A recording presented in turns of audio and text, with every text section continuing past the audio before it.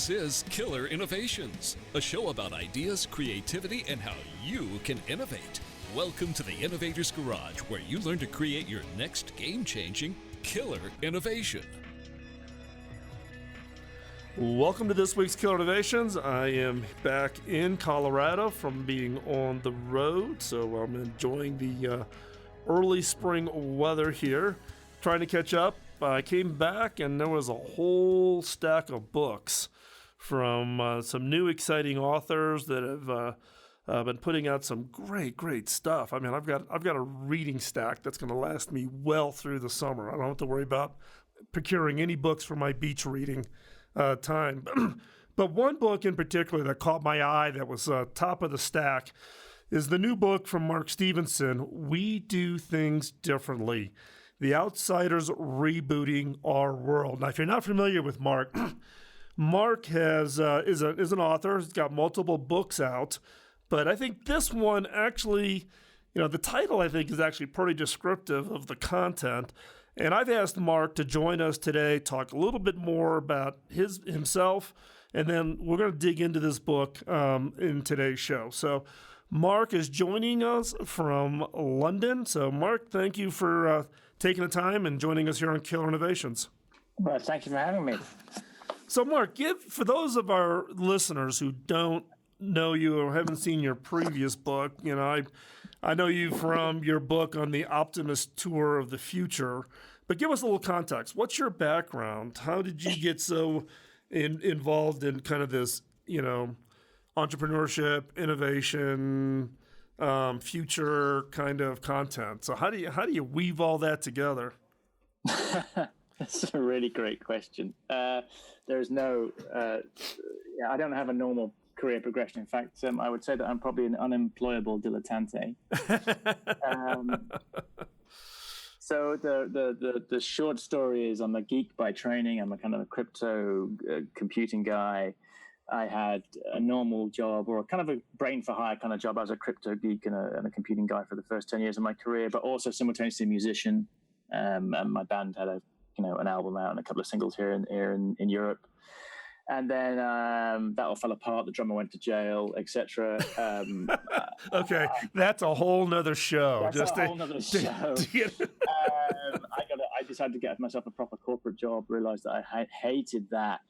But it taught me a lot. And then I just thought, what do I really care about? And I realized I cared about two things, which is kind of battling cynicism, because I think cynicism is the ultimate enemy of the future. And just kind of making people literate about stuff I think, is crucial, regardless of your background, whether it's climate change or sequencing the human genome or what's happening with AI. I think these things affect everybody. And I kind of wanted to communicate those in a way that was kind of anti-cynical. So how can we use these tools to make the world better rather than always fearing them, but also being very aware of, that they come with lots of, difficult questions. And the way I decided to do that first and foremost was by stand-up comedy. So I quit my job and became a stand-up comedian. So doing gigs up and down the UK and in Europe, about everything from quantum physics to climate change to AI or genetics or pharmacology or whatever. Because my idea was like, this stuff is important to everybody, and yet most of this stuff is written by geeks for geeks, and I want to communicate to everybody because I think it's important stuff. Did that for a year. As a result of that, got offered a book deal, which was my first book. That book did very well. It's 12 languages, I think, now. And then people just started, and the great thing about the book was it did what I wanted. It started getting read not by geeks, although lots of geeks read it, but it started getting read by CEOs, investors, stay-at-home parents, teachers, a really wide cross-section of people said, wow, this stuff is interesting and kind of entertaining. And so that kind of just turned into people phoning up and going, hey, I read your book, changed the way I think about the future. Will you come and work with us? And so eventually I became, I guess, a futurist. That led to the second book, which I've written now. And so there's no qualifications for being a futurist, right? You just have to write something with the word future in the title, as far as I can work out. And that's how you become one. So yeah, well, that's actually quite funny. In fact, I was just at the TED event up in Vancouver, and somebody grabbed me by the shoulder and said, hey, have you met the new futurist for HP? I spent 10 years of my career as the CTO, and I'm like, okay, I wonder what his LinkedIn profile looks like. To be using the title of a futurist. Yeah, and there's really no qualification. And actually, I don't really like being called a futurist because actually futurism is very often associated with prediction, and human beings are very bad at prediction for a couple of reasons. First, they always, predict from within their own set of prejudices. They like to, kind of predict from their own frame of reference, whether it's Harry Warner saying, who's one of the Warner brothers in 1927 saying, who the hell wants to hear actors talk, through to the head of the Digital Equipment Corporation in 1977 saying there's no reason anybody on a computer in their home. I mean, these people, their business models predicate one thing and they predict into that kind of view. And the other reason is the second, third order, fourth order effects of any new innovation hitting society are too hard to predict. So internet arrives. It doesn't take a genius to predict email, but nobody really predicts social media. Nobody predicts the role of social media in spreading fake news and how that might affect our democratic process. So, that's why I don't really think of myself as a predictive guy, but what I do is I help my clients, I guess, become literate about the questions the future is asking them. And then I say to them, I don't know what the future is going to be because it depends how you answer those questions, but I'm going to try and encourage you to answer those questions in the service of making the world more sustainable, equitable, humane, or just. So, Mark, I want to back up a little bit because your first book, the title is The Optimist Tour of the Future. And you were commenting on the fact that, cynicism can, be kind of a real downer from the standpoint of, looking at how innovation could happen. And we've been hearing, particularly in Silicon Valley with Elon Musk and everybody screaming about, the risks of AI gone amok. And it was a topic at TED this year, or robots taking everybody's, job away. So how do you be an optimist in this case when you are, when everybody's such a downer out there on some of these things? So there's two things to say about that. In that, what the media reports is all the bad stuff. So if Elon Musk says, 100 great things about artificial intelligence, how it's going to be a boon for productivity in society, and he says one thing, that it says, oh, well, I'm a bit worried about this bit. Guess what? The media reports on. Right. So you get a very skewed view of that for a start. The point about jobs is very well made, but technology has always destroyed jobs. In fact, I collect headlines from the last 200 years of technology destroying jobs. Kind of scaremongering. And there's a great one, actually, from one of my favorites, from 1973 from the Times in London. And the headline is, Prime Minister must act to stop microchips that kill jobs. So, you're kind of thinking, did microchips kill jobs? Of course they didn't. Okay, but what they did do is they changed jobs. So there is a very valid point here, which is the transition of one economy to another. A transition from an economy without these machines to an economy with the machines means that certain jobs do disappear. And my worry is it's the people who aren't being taught, or an education system that doesn't help you to retrain to that new economy. So with artificial intelligence, we need to create an economy of the jobs the machines can't do. And those are jobs of empathy, systems thinking, asking the right question, all that kind of stuff. And this is not stuff that our current economy, and particularly our current education systems, really value, and that's very problematic to me. So a lot of people get very damaged in those transitions, and one of the reasons I do the job I do is I want to try and make that transition less messy for less people and make it a little bit shorter. So the fears are real, but the solutions are out there, and my job, I think, as a futurist, is to say, if we're more literate about these things, and actually if we have a more diverse group of people more literate about these things, we might be able to have more of the benefits and less of the downsides, and that's kind of why I do what I do. Yeah, but I mean, I'm with you because it's a battle for those of us in this in this role that we play as far as trying to educate in my case the listener of my show and your readers of your book. But one of the frustrations that I have though is policymakers. You think about governments and you watched if you watched the Mark Zuckerberg questions that were happening, and you hear some of those questions and you're like, oh my God, these are our elected officials, and they've you realize they probably have never logged on to Facebook, and they've never ever seen sent a tweet.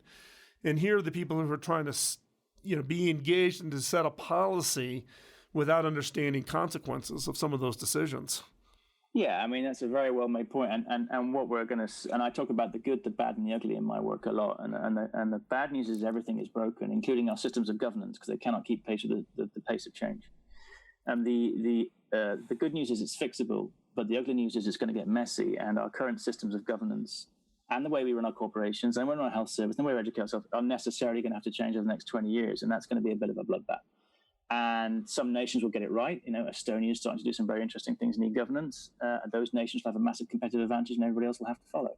But yeah, you're absolutely right. Policymakers are way behind. Yeah, and this gets into the issue of, if you're expecting the government to set policies to drive futures, they don't act fast enough given the innovation rate that these changes are happening. It's like waiting for Donald Trump to write a feminist novel. It's never going to happen. And if it did, it'd be terrible.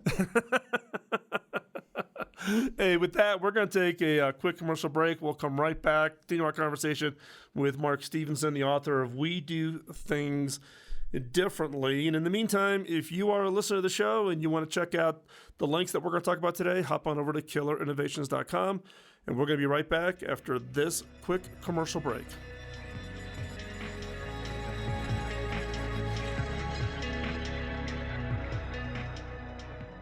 Welcome back to Killer Innovations. We're having a conversation today with Mark Stevenson, the author of We Do Things Differently, The Outsiders Rebooting Our World. Now, Mark, as an author myself, there's always was, when I wrote my book, when it came out back in 2012, there was something in the back of my mind that was kind of triggering an interest. I'm always interested with authors of what was it? Was there one thing you came across or something that you just felt like you had to do this book? What was the catalyst for your new book? Well, it actually ties in very nicely with the question you asked at the end of the last segment. So after I'd written my first book, The Optimist Tour of the Future, I came to the conclusion at the end of that we had all the technology and the talent we need to solve all the world's problems. It wasn't like we need to invent one new thing to have a world that was sustainable, equitable, humane, or just. The problem was that we couldn't seem to organize our talents and our technologies and our cultures in a way that made that feasible for the maximum amount of people and indeed the environment. So I thought I really want to go and look at systems change. I want to go and look at how we organize ourselves. I'm going to go and find people who've challenged existing systems, old systems of doing things, and come up with new ways of doing that. And the question is not me saying, this is what I think we should do. It's me saying, look, Jamie's gone and done this in healthcare. How did he do it? How did he prevail? What can we learn from him? And does this give us a roadmap to and a window on a better future? And to get into the book, you had to be succeeding in a systems change way, and you had to have been succeeding for a number of years, or the technology had to be so unequivocally working that I could touch it and see it. And that was kind of the inspiration for the book. So less about technology, there's a lot of technology in it, more about what are the ways of thinking, ways of organizing that allow the human race to prosper in the future? But, it's an interesting concept, right? Of how, it's kind of the ripple effect, things that people do today and their impact on the future, right? Yeah. And in some cases, though, what I've seen, and I'd be interested in getting your view is you have to be careful of unintended consequences. You think you're doing something, and then all of a sudden things are just massively spiral out of control. Yeah. Right? Yeah. And that's hard, but it's hard to think in those contexts, even in a systems view. And in many cases, I've seen a lot of innovators don't think about the unintended consequences of their invention. And you always have to ask the question, is every innovation or every action good just because you can do it? No, absolutely not. And another reason I don't like really being called a futurist is because futurists are very often of the mindset that a new innovation or new technology is going to solve everything. Technology is the answer. And I'm always of the opinion that technology isn't the answer, it's a question. And it says, given this new technology, this new way of thinking, what are we going to do with it? How are we going to use it sensibly? And that does require systems thinking. So a really good example is, one of the motivations behind driverless cars is the idea that it will reduce car accidents because driverless cars are actually much safer. And every time there's a crash, that information gets fed back into the whole fleet. And, driving becomes as safe as, the absence of driving becomes as safe as flying is. And that's true. And I think that that's many good reasons why we should have driverless cars. But an unintended consequence of that, of course, is that we run out of organs for transplants. Another unintended consequence is that more abusive partners can get home drunk more easily, and domestic violence goes up. And the studies that already show this kind of stuff happening. So it's always about having that systems view. And in my work, I guess where I think my strength is that I will go into a technology company and I will talk about demographics, democracy, social justice, but I'll also go into a technology company and talk about those things. And I'll bring the technology into the policy making. Because look, if you're thinking about this stuff in isolation, you're going to make bad decisions. there will be unintended consequences, but let's try and make those less than we think if you're thinking systemically. And the problem with a lot of innovators, I find, and I say this as a huge, fan of people with innovative mindset, is they tend to innovate within their own kind of little silo. I'm going to solve this one problem without necessarily thinking that by solving that problem, they're creating a whole bunch of others. And that's what I bring to the party, I think, which is, I'm as I said, an unemployable dilettante, a terrible generalist. But one of my clients says the great thing about you, Mark, is you're the grand question asker. So every time they're coming up with a solution, I'm going, that's great. I really like it. Here's 3 questions we need to ask to make sure we deploy that sensibly with the least impact harmfully and the most impact beneficially. Yeah, and I think you've nailed it right on the head, right? A lot of innovators just never ask the question. No. They just think if they see where they're at today and they see the path forward as a single straight line. And it's never a straight line. And also sometimes they ask the entirely wrong question because they think they're innovating and they're not. So I'll give you an example of my favorite, least useful innovation of recent years. It's something called the Kerastase Hair Coach. It's a Wi-Fi enabled hairbrush with a microphone that analyzes your brushing style. It analyzes humidity and gives you a hair manageability score via a smartphone app. It's like, which question is that answering? And millions of dollars went into that. But you say, you laugh at that and you think, well, that's ridiculous. Then you go, well, iPhone X. Like, what question is that asking? Who needed that? What is it for? And the only innovation of any note I can find in the iPhone X is you can now have an animated emoji to express your inner panda. The only question it asks is how much more money can Apple take and put offshore? So there are large organizations that are asking dumb questions. And your analyst, Apple is supposed to be an innovative company. Well, I don't see any innovation in the iPhone X. I'm more interested in things like open source drug discovery coming out of Delhi, where they're coming up with new drugs for tuberculosis for $15 million, as opposed to the $2.6 billion that the American pharmaceutical industry says it costs to make a new drug. That's innovation for me because it saves thousands of lives rather than saving, Apple a bunch of tax dollars. Where do I go with that? Given I used to work for a Fortune 5 company.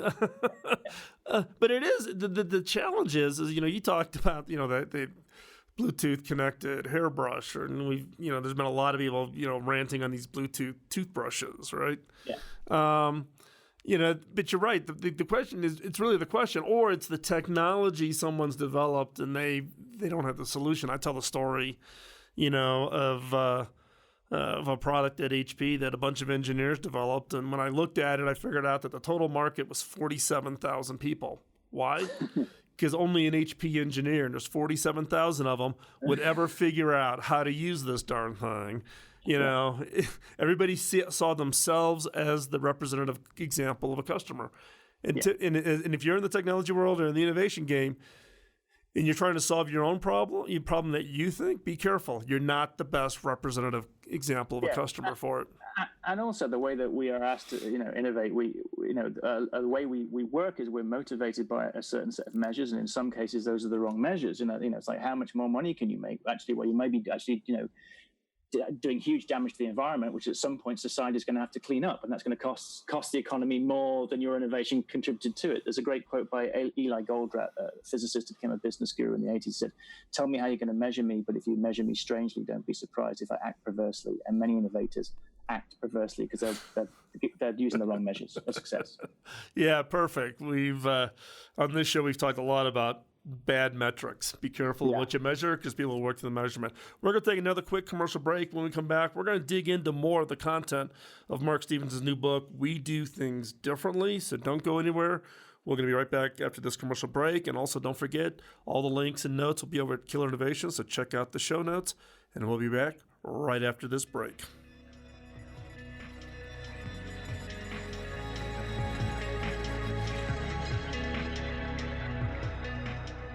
Welcome back to Innovations. We're having a conversation today with Mark Stevenson, the author of We Do Things Differently.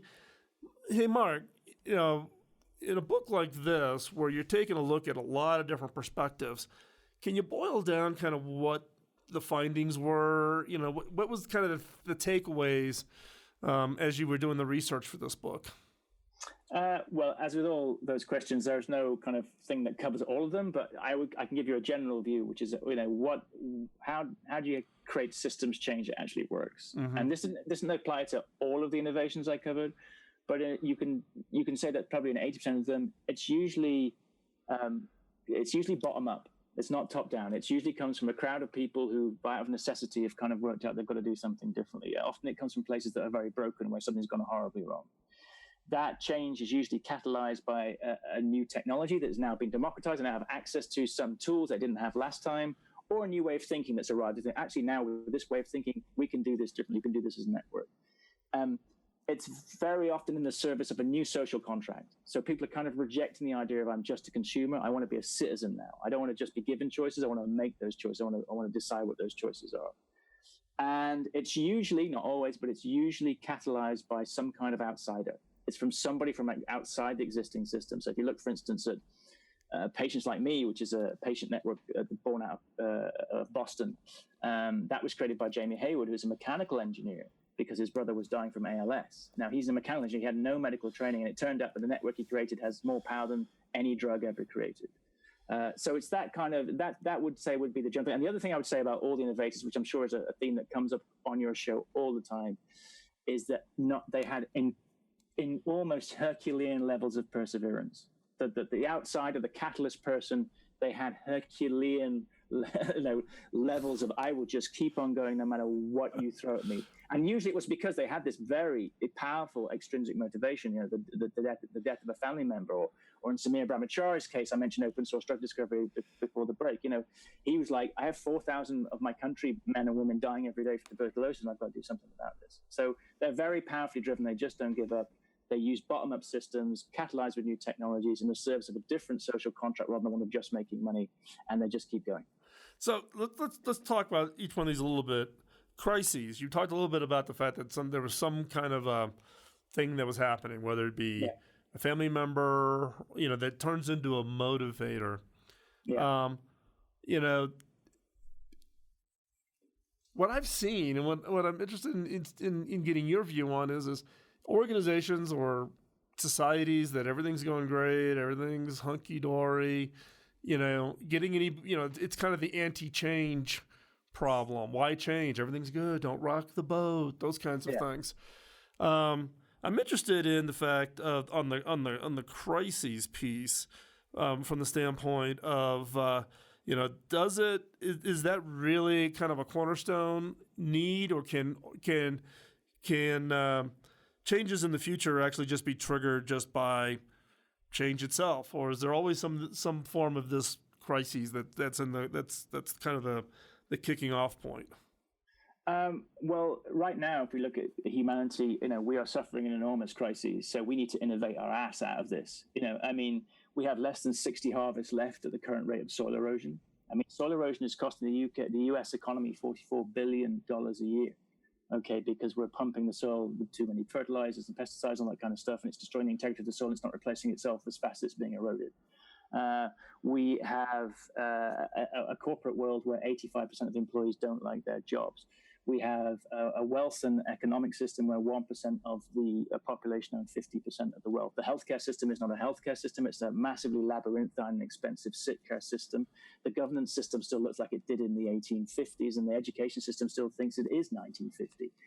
We have to innovate, whether we like it or not. Now, those systems are either going to collapse horribly, and there'll be nothing to replace them, or we innovate our ass off and they still collapse horribly, but we've got something better, in the bag. So I'm not really interested in innovation, that's sort of tickling along there. It's like we look at the grand systemic crises that are facing the world, and if you're not inspired to innovate in that situation, then what are you for? Well, it's interesting because I guess maybe now that I'm listening to you, and I probably could frame the question a little bit better, right? It's the ubiquitous knowledge of the crises, right? Yeah. Because we end up spending a lot of conversation time around, someone positioning a crisis and somebody else saying, well, that's really not a crisis. Mm-hmm. Everything will be fine, or that crisis is being blown out of proportion. Steve Pinker gave a talk at TED last week about his new book. And I got a chance to spend a little bit of time with him, and his whole thing was, we claim these crises to try to get change going, but when you really look at some of the data, people are now throwing things around about there's no crises. You can't get to how do you agree that the crisis there is a crisis around something, and you get people, moving. Otherwise, you kind of get, half the people saying yes and half the people saying no, and then it has ramifications through policy and governments and societal's willingness to invest. That's a really important question. So, there's no point in making a crisis that doesn't exist, because at the end of the day, you just end up looking like a fool, and you wasted your career dealing with something that wasn't there. One of my sort of ways I research stuff is, and as you'll see from the book, I go and see. It's like, I don't sit in my room. And I'm a big fan of Steven Pinker. I have a lot of respect for him. But, if I want to go and find out if there's a crisis in soil erosion, I will go to the places where they say it is, and I will talk to the scientists, and I will look at the soil, and then I'll go and talk to the people who are trying to fix it. One of my sort of ways I research stuff is, and as you'll see from the book, I go and see. It's like, I don't sit in my room. And I'm a big fan of Steven Pinker. I have a lot of respect for him. But, if I want to go and find out if there's a crisis in soil erosion, I will go to the places where they say it is, and I will talk to the scientists, and I will look at the soil, and then I'll go and talk to the people who are trying to fix it. So that is my view. And then how do you convince people? Well, I don't know, but I'm trying to do my bit in that I'm writing these books. I'm on your show. I'm just negotiating, I think, a very large TV series with a large American network to talk about the problems and the solutions mapping. So I'm trying to do that cultural thing that you are, which is saying there are real problems. We can innovate. And by the way, innovating is where all the fun is. I like to say that the people on the right side of innovation are trying to make the world better. These are the people I want to hang out with. They have more sex with more interesting people, go to more interesting parties, drink better cocktails. But, if that doesn't want to get you on the right side of innovation, I don't know what will. And you're exactly right, though. I mean, it is about don't do the false crises, but when there is a crisis, we do need to rally, and we've rallied, right? We solved the polio vaccine. We've solved, the invention of antibiotics to minimize deaths. We're never going to run out of these challenges. And that's human ingenuity has allowed us to solve the problems now. The key is where do we focus? And I think that's what your book does a really good job of positioning on is, what are some of those problems that we should be thinking about those innovations on? And what are other people doing and motivating people to think, to innovate and solve some other problems or issues? Yeah. And the other thing I would say is that solving these problems is not an overnight thing. There's a kind of a cult of innovation that says, we'll flick a switch and technology will save it in the next 6 months. And actually, we're thinking about what's wrong with the education system or the food system or the energy system. This is a generational shift. It's going to take 30 years. And, as I say, the good, the bad, and the ugly, the bad is it's broken. The good is it's fixable. The ugly is it's going to be a messy 20 years. Yeah, that's a good point. I mean, in fact, in my book, I got asked to innovate K through 12 education in the United States. Yeah. Yeah. If anybody ever offers me that project again, I'm going to run for the hills. So, so Mark, as we wrap up here, one, I want to thank you for spending the time with us. If people want to find out more about you and your books, what's the best coordinates for them to track you down at? I guess just my Twitter handle, which is @OptimistOnTour, or my website, which is just markstevenson.org, and that's Stevenson with a V. Yeah, STEVENSON, and we will be we'll have all those links up on the show notes over at killerinnovations.com. And so the book's out. How long has the book been out? It's actually pretty. It's been out since January in the States, I think. Okay, yeah, I was gonna say. It came in while I was on the road in my mobile studio. So, hey, Mark, everybody, check this out. Go find it. I'll have the links up on the site. You can go get it over at Amazon or any of the booksellers and check it out. I think it's a real eye-opener and definitely gives you a different perspective. And again, Mark, thank you very much for taking the time out of your schedule and connecting with us from London. And with that, we're going to wrap up this part of the show. And don't forget, we will have all the links, coordinates, show notes over at killerinnovations.com. And if you have a guest who you think would be great on the show, drop me a note at phil@killerinnovations.com. Don't go anywhere. In the next segment, we will share another one of the 5 minutes to new ideas exercises and questions. So don't go anywhere. We'll be right back after this quick commercial break.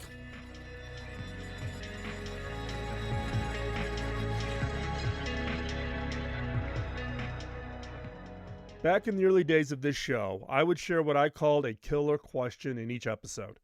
These questions were designed to be used in your personal, team, or organization's innovation efforts. Now, based on feedback from listeners just like you, we've decided to bring it back with some improvements. Each episode of the Killer Innovations has a segment that I'm now calling 5 Minutes to New Ideas. It's designed for the creative mind looking for that next great idea. Each episode will challenge you to think differently about yourself, your business, and your products and services by asking unique, funny, and sometimes crazy questions. These questions are designed to force you to look beyond the obvious and to uncover ideas and opportunities you never before considered. So, get out your notebook and be ready to uncover that game-changing idea. Here is 5 Minutes to New Ideas.